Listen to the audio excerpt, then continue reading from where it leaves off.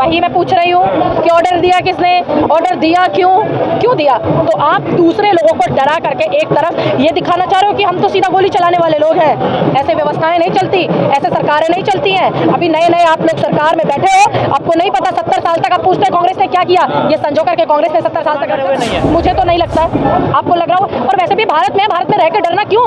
भारत लोकतंत्र देश, तो संविधान की धज्जियां उड़ा, अभी तो आप कह रहे हैं संविधान की धज्जियां नहीं उड़ रही है। अभी तो आपने बोला, मैंने आपको शुरू में इंटरव्यू में बोला कि संविधान की धज्जियां कैसे उड़ाई जाती है। भाई ऐसी तो उड़ाई जाती है, ऐसे नहीं संविधान में चाकू लेके घोंस दिया तो संविधान की धज्जियां उड़ गई। यही संविधान की धज्जियां उड़ रही है कि आप गोली चला रहे हो, आप झगड़ा कर रहे हो, लड़ाइयां कर रहे हो, बेटियों के बलात्कार हो रहे हो, उधर नहीं देख रहे हो। महिला आरक्षण लागू करने की बात करी, लागू नहीं हुआ। घोषणा आपने कर दी, जो देश का काम है, जनता का काम है, युवाओं के लिए नौकरियां नहीं निकाल रहे हो। अगर कोई अपनी बात को रख रहा है उसको जेल भेज रहे हो, कोई संविधान के दायरे में आंदोलन कर रहा है उसको मुकदमे करके जेल भेज रहे हो। यही तो संविधान की धज्जियां उड़ना है। और किसे कहते हैं संविधान की धज्जियां? नहीं देख रहे विपक्ष क्या कर रहा है। विपक्ष कल भी सड़कों पे था, कल भी जंतर मंतर पे आंदोलन था। अब विपक्ष थोड़ी ना गोलियां चला देगा। बताइए, विपक्ष तो संविधान को मानता है। संविधान को लागू कराने में पंडित नेहरू का, अम्बेडकर जी का और तमाम इंदिरा जी का, कितने कितने लोगों का हाथ था, सुभाष, नेहरू, गांधी, पटेल और भी नाम है खास। इन लोगों का धरोहर आज भी SC ST OBC डिपार्टमेंट की तरफ से आज भी देश के मुद्दे उठाए जा रहे हैं। संविधान दिवस के दिन भी देश के मुद्दे उठाए जा रहे हैं। और क्या विपक्ष लटे लेकर लिखड़ा भैया? और क्या विपक्ष गोली चला रहे हैं? ये तो गुंडे भैया, तो गोली चला ले, डंडे चला दे। विपक्ष थोड़ी गुंडा, विपक्ष अगर गुंडा होता तो 70 साल तक थोड़ी रुक पाता। पुलिस भी तो गोली चला दी, स्टेट फायरिंग कर दी, पत्थर मारते दिखिए, देखिए पत्थर मारते दिखे, सब कुछ करते हुए दिखे, वोट को रोकते हुए दिखे, वोटिंग पढ़ते हुए पिस्टल दिखाते हुए दिखे। लेकिन मैं यहाँ जनता की बात कर रही हूँ, दो समुदाय के लोगों की बात कर रही हूँ। किसी का बेटा मर गया, ये नहीं आपके घर कोई चढ़ गया, ठीक है वो भी गलत था, किसी के घर चढ़ना भी उतना गलत है, लेकिन उससे भी गलत है कि आप किसी की जान ले लोगे। पुलिस के ऊपर पत्थरबाजी हुई है ना, दूसरा पक्ष तो था ही नहीं। देखिए संभल में जो पत्थरबाजी पुलिस के ऊपर हुई है, वहाँ के जो लोग हैं, मेरा उनसे निवेदन है कि कुछ लोगों की वजह से आप पूरे पुलिस डिपार्टमेंट को गलत मत समझिए, उनका सपोर्ट कीजिए, सहयोग कीजिए शांति और भाईचारे में। पर कैसे सामने से ऑर्डर मिल जाता है गोली चलाने का? क्योंकि देखिए वही मैं पूछ रही हूँ कि ऑर्डर दिया किसने, ऑर्डर दिया क्यों दिया? तो आप दूसरे लोगों को डरा करके एक तरफ ये दिखाना चाह रहे हो कि हम तो सीधा गोली चलाने वाले लोग हैं। ऐसे व्यवस्थाएं नहीं चलती, ऐसे सरकारें नहीं चलती हैं। अभी नए नए आप लोग सरकार में बैठे हो, आपको नहीं पता 70 साल तक आप पूछते हैं कांग्रेस ने क्या किया। ये संजो करके कांग्रेस ने 70 साल तक रखा था कि ऐसे नहीं कोई किसी में खुलेआम गोलियां चला रहा है। पर अभी लगता है कि मुसलमान डर के साए में है, आपको लगता है ऐसा? देखिए मुझे ऐसा बिल्कुल नहीं लगता। अगर ऐसा लगता तो दंगे ही नहीं होते, समझ गए आप? क्योंकि दंगों में दोनों ही लोगों का बराबर का योगदान है, चाहे वो कोई भी हो, ठीक है। अगर वो डर के उसमें होता तो इन्वॉल्व ही नहीं होता उसका। तो मुसलमान डरे हुए नहीं है, मुझे तो नहीं लगता, आपको लग रहा हो। और वैसे भी भारत में रहकर डरना क्यों? भारत लोकतंत्र देश है भाव। लोकतंत्र सरेआम तो संविधान की धज्जियां उड़ा। अभी तो आप कह रहे हैं संविधान की धज्जियां नहीं उड़ रही है। अभी तो आपने बोला, मैंने आपको शुरू में इंटरव्यू में बोला कि संविधान की धज्जियां कैसे उड़ाई जाती है। भाई ऐसी तो उड़ाई जाती है, ऐसे नहीं संविधान में चाकू लेके घोंस दिया तो संविधान की धज्जियां उड़ गई। यही संविधान की धज्जियां उड़ रही है कि आप गोली चला रहे हो, आप झगड़ा कर रहे हो, लड़ाइयां कर रहे हो, बेटियों के बलात्कार हो रहे हो, उधर नहीं देख रहे हो। महिला आरक्षण लागू करने की बात करी, लागू नहीं हुआ। घोषणा आपने कर दी, जो देश का काम है, जनता का काम है, युवाओं के लिए नौकरियां नहीं निकाल रहे हो। अगर कोई अपनी बात को रख रहा है उसको जेल भेज रहे हो, कोई संविधान के दायरे में आंदोलन कर रहा है उसको मुकदमे करके जेल भेज रहे हो। यही तो संविधान की धज्जियां उड़ना है। और किसे कहते हैं संविधान की धज्जियां उड़ना? आपकी भाषा में विपक्ष क्या कर रहा है? आप नहीं देख रहे विपक्ष क्या कर रहा है। विपक्ष कल भी सड़कों पे था, कल भी जंतर मंतर पे आंदोलन था। अब विपक्ष थोड़ी ना गोलियां चला देगा। बताइए, विपक्ष तो संविधान को मानता है। संविधान को लागू कराने में पंडित नेहरू का, अम्बेडकर जी का और तमाम इंदिरा जी का, कितने कितने लोगों का हाथ था, सुभाष, नेहरू, गांधी, पटेल और भी नाम है खास। इन लोगों का धरोहर है संविधान। सरकार बेलगाम हो रही है तो विपक्ष का काम है ना। देखिए विपक्ष का काम डंडा लेके मारना नहीं है ना। विपक्ष बात को कह सकता है। कल भी विपक्ष सड़कों पे था। कल जो प्रोग्राम हो रहा था, यूथ कांग्रेस ने पूरे संसद को घेराव किया। और आज भी SC ST OBC डिपार्टमेंट की तरफ से आज भी देश के मुद्दे उठाए जा रहे हैं। संविधान दिवस के दिन भी देश के मुद्दे उठाए जा रहे हैं। और क्या विपक्ष लटे लेकर लिखड़ा भैया?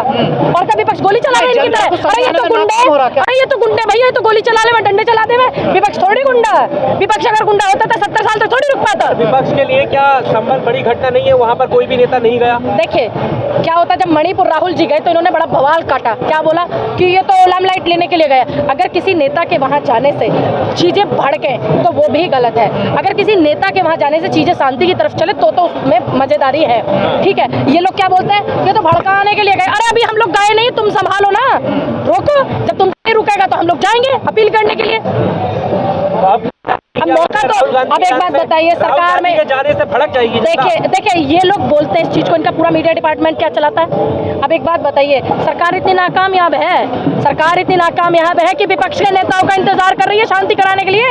अपने बस की कुछ नहीं है तो बोल देना साहब हमारे बस की कुछ नहीं है, ये हम इस्तीफा दे रहे हैं, लेके बैठ जाओ। कैसे नहीं है, योगी राज्य में कह रहे हैं कहीं भी दंगा नहीं हो रहा है कुछ। अच्छा, तो फिर ये बहराइच का मामला क्या था और हाथरस का मामला क्या था, जो बेटी का रात के अंधेरे में बलात्कार हुआ, 2 बजे जला दिया गया, और लखीमपुर खीरी का मामला क्या था, किसानों के ऊपर ट्रैक्टर चलाया, वो क्या था, पत्रकारों को बंद किया, अरुण वाल्मीकि आगरा में जिसकी मौत हो गई कस्टडी में, क्या था वो, क्या था बताइए।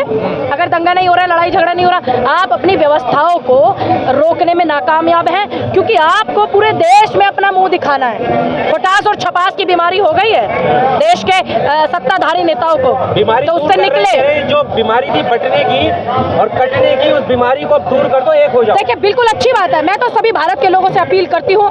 देखिए कितना बड़ी विडंबना है, जिसने सहेली का पति छीन लिया हो, जिसने अपनी पत्नी छोड़ दी हो, बड़े बड़े मंचों पे वो कह रहे हैं कि बटेंगे तो कटेंगे बॉस।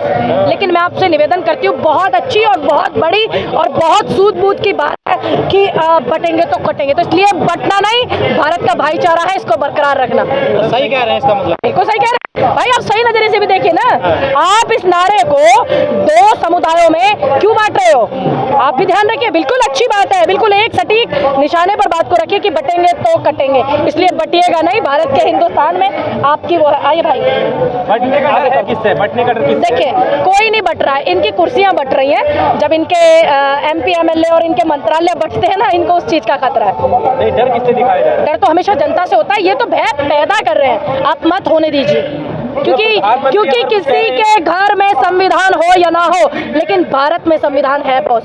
बस आप इस मेंटेलिटी को लेकर के आप गलत मत करिए, ये तो आपके साथ गलती नहीं होगा। लगाते हैं अपने मोदी जी से ज्यादा थोड़ी ना जानते हो। अच्छा, मोदी जी को फटास की और छपास की बीमारी, मैंने बताया ना, सरकारी खर्चे पे अपना इलाज कराएं। मेरा निवेदन है गृह मंत्रालय से कि मेरे देश के प्रधानमंत्री हैं, मुझे उनकी फिक्र है, उनकी चिंता है, उनको फटास की और छपास की बीमारी हो गई है, फोटो में छपने की और पेपरों में छपने की, तो कृपया करके सरकारी खाते में जाकर के उनका इलाज कराएं। मोदी जी माथे से संविधान को लगाते हैं और दिखाते हैं, और आप कहते हो, और जब उनके लोग संविधान की धज्जियां उड़ाते हैं, उनके लोग संविधान की कॉपियां जलाते हैं, तब क्या था बताइए। इनके लोग भारतीय जनता पार्टी के लोग कहाँ जलाते हैं? अच्छा, आपने नहीं देखी जलती हुई, आपने निकाली, रिकॉर्ड अभी निकाली ऑन कैमरा निकाली। उड़ाते हो आप लोग। अच्छा, तो ये अफवाह भी आप जैसे मीडिया ने उड़ाई होगी, इसका मतलब आपने उड़ाई होगी, क्योंकि हमने मीडिया में देखा, हमने तो मीडिया में देखा, इसका मतलब आपने उड़ाई होगी अफवाह। आप जनता को, इसका मतलब आपने उड़ाई, इसका मतलब आपने अफवाह उड़ाई, क्योंकि आपकी ही खबर हमने देखी। क्या देखा? हमने देखा कि संविधान की कॉपियां जलते हुए देखा है, हमने वीडियो में देखा है बाबा साहब की मूर्तियां टूटते हुए देखा है, हमने देखा है गांधी जी की मूर्तियां टूटते हुए देखा है। तो इसका मतलब आप जैसे न्यूज वाले फैला रहे हैं, भ्रम फैला रहे हो आप, तो आप अपना क्लियर कीजिए स्टंट। अगर विपक्ष इतना सही रास्ते पे चल रहा है, अगर सही रास्ते पे नहीं होता विपक्ष, तो आज जो भयभीत है, कौन भयभीत है? भारतीय जनता पार्टी, तो विपक्ष से ही तो है। कहाँ भयभीत नजर आ रही है? अगर भयभीत नहीं होती तो ये तो आपको संविधान की ही बिल्कुल खत्म व्यवस्था डरे हुए तो आपके नेता हैं, शाम को कांग्रेस में, सुबह बीजेपी में। कौन से नेता है आपके नेता? देखिए, आना जाना समुद्र है कांग्रेस, अगर समुद्र में से 2-4 बाल्टी पानी निकल जाए तो कोनो फर्क नहीं पड़ने वाला बॉस, कोई फर्क नहीं पड़ता, कोई नहीं सारे चुनाव तो हार रहे हो आप। देखिए ठीक है, हम जीते भी हैं, आप हार का उठा रहे हैं एक स्टेट, आप जीत का भी उठाइए। झारखंड में हमारी सरकार बनी है, सीट आई कांग्रेस की। देखिए आप हमारी जीत का भी परचम लहराइए, क्योंकि मीडिया ने, मिनिस्ट्री मीडिया ने बात का इसी का पैसा लिया है कि जब हम लोग हरियाणा का चुनाव लड़ रहे थे तो हम जम्मू कश्मीर जीते, तो जीत नहीं दिखा रहे थे, पूरे देश में हार दिखा रहे थे। कितनी सीट आई ठीक है, कांग्रेस? 1 मिनट, जीते ना, जीत तो जीते, चाहे एक वोट से जीतो। और अब जो है, अब 2 स्टेट में चुनाव था, महाराष्ट्र में और झारखंड में, आप बस पूरा मीडिया देश का दिखा रहा है, महाराष्ट्र में ये हारे, ये बड़े नेता हारे, ये छोटे नेता हारे। अरे एक बार ये भी दिखा दो, झारखंड में विपक्ष की सरकार इंडिया गठबंधन की बन गई है, वो दिखाई नहीं रहे। महाराष्ट्र में हार आप स्वीकार कर रहे हो या EVM या कुछ घपला हुआ है? देखिए मैं आपको एक बात बोलूंगी, अगर इस तरीके की चीजें नहीं होती, जब मैं बॉर्डर पे बैठी थी, आज मैं कांग्रेस की एक सदस्य हूँ, परिवार में हूँ, जब मैं किसी पार्टी की सदस्य नहीं थी, मैंने तब से लेकर के जब हमारी तेलंगाना में सरकार बनी थी तब तक और आज तक भी मैं यही बोलूंगी कि जिस देश की EVM है, जापान में EVM से चुनाव नहीं होता है, ठीक है, और जापान ने इसको बैन किया हुआ है, तो हमारे देश में इसका क्या काम है?